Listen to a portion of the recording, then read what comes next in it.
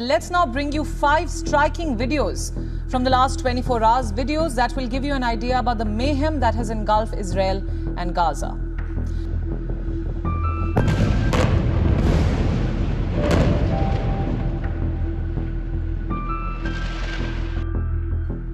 Jews, Muslims, and Christians constantly dispute as to who owns Jerusalem. Looking at their history, you can agree that they all have a solid claim to the Holy Land. This is because Jerusalem is seen by all three as a central part of their beliefs. Recently, the Jews have pressed the gas on building the third temple, which, according to some, will usher in the end time. The big question is, will the Muslim community allow the rebuilding of Solomon's temple right where the Dome of the Rock is? What steps are being taken currently, and what is the update as of today? Let's find out. In terms of size, Israel isn't a very big nation. This is probably why people often wonder how they've been able to survive the attacks constantly hurled at them.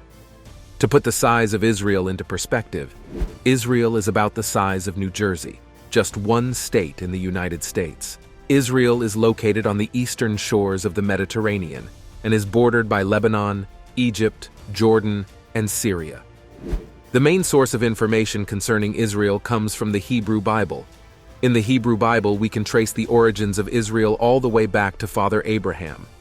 Abraham holds the esteemed title of being the patriarch for both Judaism and Islam. He fathered Isaac, establishing the Jewish faith, and Ishmael, forming the Islamic faith. The Jews faced enslavement in Egypt as a consequence of disobedience to God. Moses emerged as their leader, guiding them out of Egypt, and eventually they found a homeland in Canaan, present-day Israel. When the Israelites finally made their home in Israel, they believed it was time for them to have a king.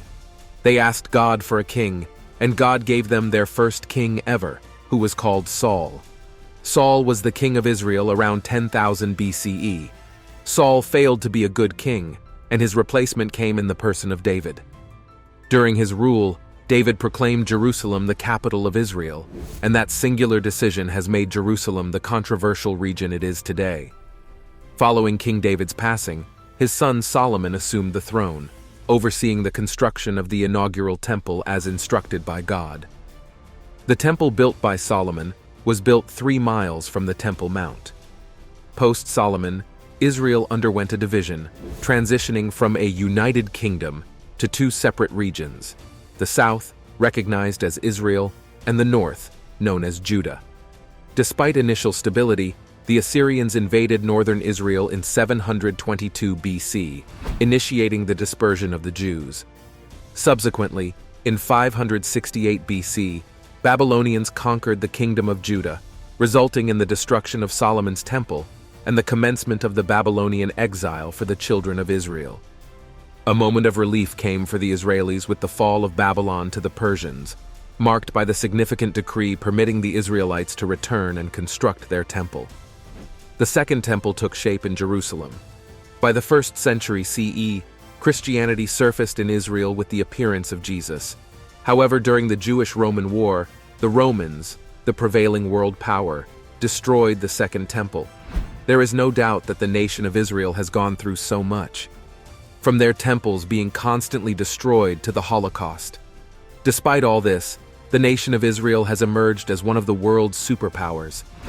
Given a land that was 80% desert, they've turned it into a fertile land that accounts for one of the most significant exports of fruits in the world. Israel today has a thriving economy, a tech industry, and a powerful army.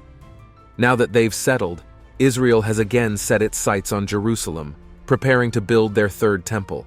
Some argue that the third temple symbolizes modern-day Christians, but many disagree. Israel disagrees even more. So why is Jerusalem so important to Jews, Muslims, and Christians? We will tell you. Why Jerusalem is important to the 3 major religions? Jews see Jerusalem as a beacon of their faith. There is no Judaism without Jerusalem, and there is no Jerusalem without Judaism. For Jews, Jerusalem is the city of God. They believe that Jerusalem is where Elohim lives. Jerusalem holds a unique and unparalleled status in Israel. It stands alone, unparalleled by any other city in the region. For Jews residing outside of Jerusalem, Their prayers are directed towards this sacred city, much like how Muslims face Mecca in their prayers. A biblical command from God dictates that the first fruit of the yearly harvest should be consumed in Jerusalem. Preceding the destruction of the Second Temple, Jerusalem adhered to distinctive laws concerning the 4 species during Sukkot and the sounding of the shofar on Rosh Hashanah. More than just a holy city, Jerusalem embodies the historical struggle of the Jewish people. The challenges faced by King David resonate deeply with most Jews, who also share his aspiration to construct the Jewish temple in Jerusalem. In the Hebrew Bible, the word Jerusalem can be seen 669 times. The Jews hold their Tanakh in very high esteem, so finding the word Jerusalem in their Tanakh makes them know that Jerusalem is pivotal to their faith. The Tanakh is considered the written law, the basis for the oral law. The oral laws are the Talmud, Mishnah, and Shulchan Aruch. Let's move to the Muslims. Why is the ancient city of Jerusalem vital to them? Islam places significant importance on Jerusalem in its faith. In Sunni Islam, Jerusalem stands as the 3rd holiest city, following Mecca and Medina. Muslims concur that Muhammad experienced a supernatural journey to Jerusalem, known as the night journey. During this journey, Muhammad was transported by Buraq, a donkey-like creature, from the Great Mosque of Mecca to Al-Aqsa, the mosque situated on the Temple Mount in Jerusalem. Muhammad prayed at Al-Aqsa before ascending to heaven on this celestial steed. According to Islamic belief, this event transpired in the year 621. Even though Jerusalem isn't mentioned in the Quran, it is mentioned in the texts that came after the Quran. Nevertheless, subsequent texts following the Quran mention Jerusalem as the site of Prophet Muhammad's night journey. Zayd ibn Thabit, a highly respected teacher of the Islamic faith, recounts the Prophet's words, stating, "How blessed is Al-Sham." When the companions inquired why, the Prophet responded, "I see the angels of Allah spread their wings over Al-Sham." Ibn Abbas further emphasized, "And the prophets lived in it.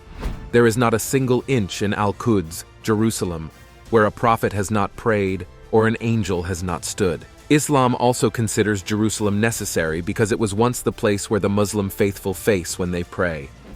Accounts hold that Prophet Muhammad held prayers facing the holy city till the 17th century. Upon his migration from Mecca to Medina, Allah directed him to pray now facing Mecca instead. Finally, let us discuss why Jerusalem is also important for Christians. The primary reason why Jerusalem is important to Christians is because of Jesus Christ. Jesus was brought to the city of Jerusalem and dedicated in the temple. In the Gospels, there are accounts of Jesus performing healing miracles in Jerusalem. The iconic incident of Jesus driving out traders from the temple also unfolded in this city.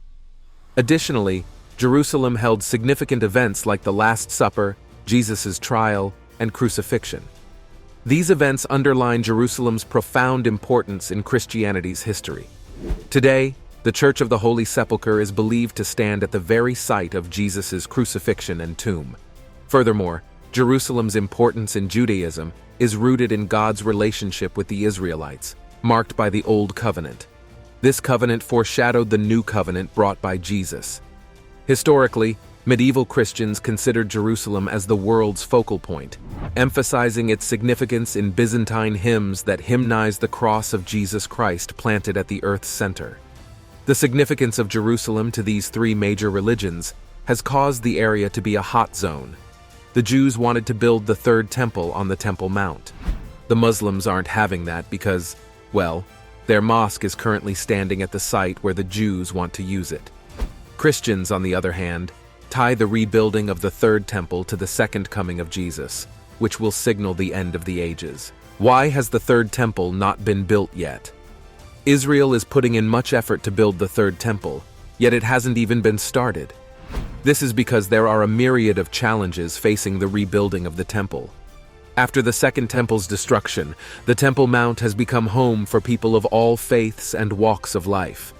This situation makes it difficult for Israel to take over the Temple Mount. Attempting to take the mount may cause the displacement of many people from their homes. Also, there are archaeological sites surrounding the place where the 3rd temple will be built. Destroying these important archaeological sites to rebuild the temple may cause a rift. While destroying archaeological sites may seem challenging, there is an even greater challenge: the tussle of ownership. A significant hurdle in reconstructing the Third Temple is the ongoing dispute over ownership between Muslims and Jews. Jews assert their birthright and divine covenant with God, firmly believing the site belongs to them. Conversely, Muslims vehemently disagree, particularly because the Dome of the Rock stands on the precise location designated for the Third Temple. This disagreement has led to conflicts and violence, resulting in loss of life and property. According to Islamic belief, the Dome of the Rock marks the spot where Muhammad ascended into heaven. On the contrary, Jews maintain that beneath the Dome of the Rock lies the sacred site of the temple's holiest of holies. To realize the construction of the Third Temple, the Dome of the Rock would need to be demolished. Among the Jewish community, differing perspectives exist regarding the construction of the Third Temple. Some believe its building should await the return of the Messiah, who will decide the fate of the Dome of the Rock.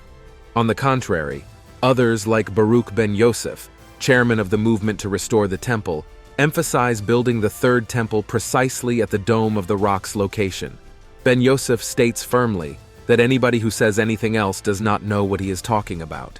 He emphasizes that according to the law specifying the temple's location, a prophet cannot alter it, and all that is required is a Sanhedrin to rebuild the temple. The situation concerning the rebuilding of the temple has intensified due to prolonged restrictions barring Jews from praying or visiting the Temple Mount. Muslims have long contended that no Jewish temple ever existed on the site. However, British archaeologist Robert Hamilton challenged this belief, revealing a Jewish ritual cleansing site beneath the Al-Aqsa Mosque. This discovery was prompted by an earthquake in 1927, causing damage to a section of the mosque. Among the findings was a mikveh, a significant baptismal pool used by Jewish worshippers for purification before entering the temple.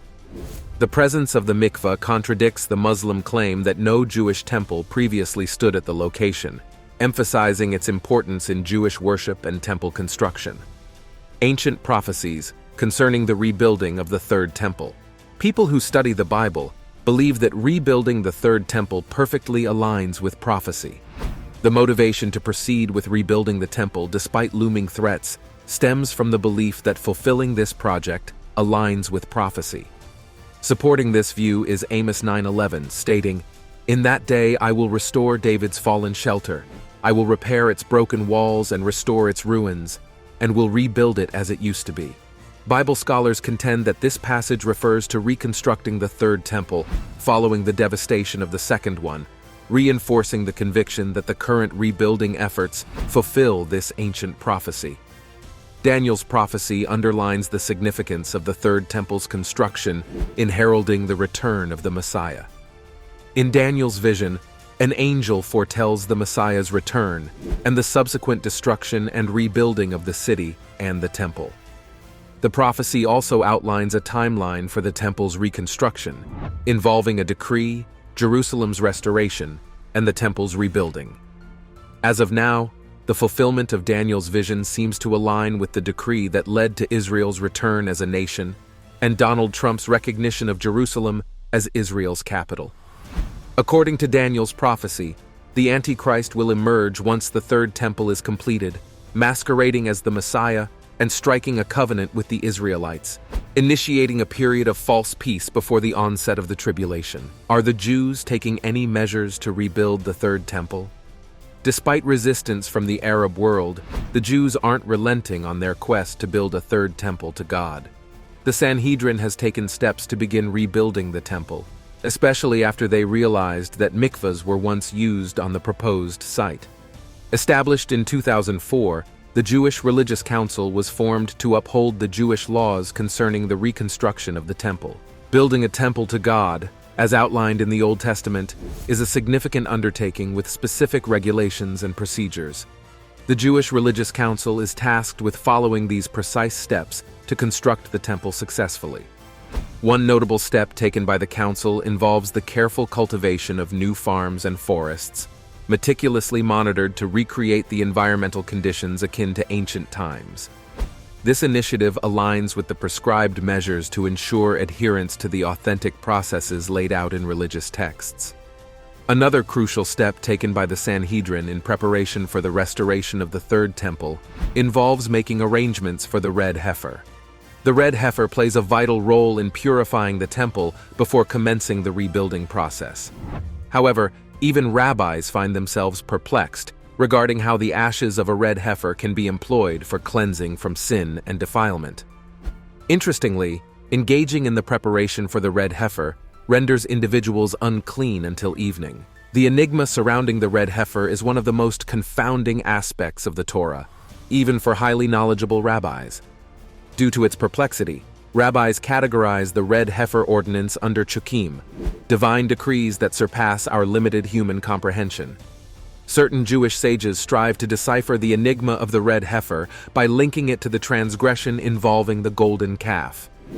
According to this interpretation, the red heifer serves as atonement for the grave sin committed by the Israelites, underscoring its crucial role in the Third Temple's restoration.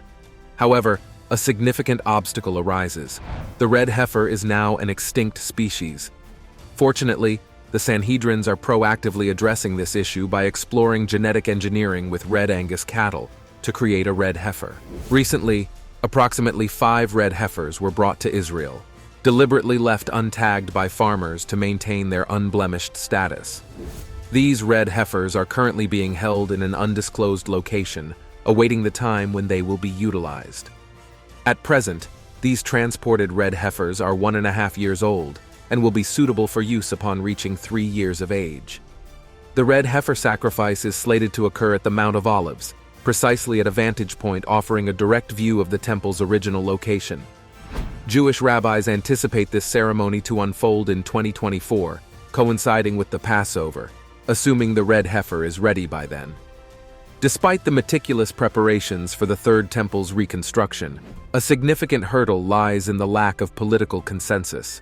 The dispute continues, with Arab claims asserting ownership of the Temple Mount, potentially hindering the realization of rebuilding the Third Temple in the foreseeable future. Right now, there is also meticulous training of the Kohanim, who are members of the priestly class in Jerusalem and descendants of Aaron, Moses's brother. The Kohanim play a vital role in executing the priestly duties essential for the functioning of the temple. Currently, all the requisite vessels for performing services in the Third Temple are fully prepared, including the high priest's breastplate adorned with the 12 precious stones representing the tribes of Israel, the half-ton golden menorah, and the musical instruments used by the Levitical choir. Visitors to the Old City can witness these remarkable vessels on display and engage with informative animated presentations illustrating their historical use. The training of the Kohanim is being done by the Temple Institute. The Institute has conducted numerous pilot programs in recent years and is now initiating an effort to instruct Kohanim in all the practical skills necessary for serving in the Third Holy Temple. This was stated in an official release. To support this project, the Institute has launched a crowdfunding campaign on Indiegogo, aiming to raise a minimum of $75,000. The aim of the Institute is to one day replace the Dome of the Rock with the Third Temple, although they aim to do this peacefully. Observant Jews pray for the temple to be built in every daily prayer service, with some awaiting the appearance of the Messiah, and others believing that they must act to bring the Messiah closer. If the Christian Bible is true, the rebuilding of the Third Temple is imminent and will usher in the coming of the Messiah. The question now is if the Jews will go through with it, considering the numerous challenges. Do you think the Third Temple will be built?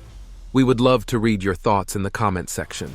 Also, drop a like and follow our channel.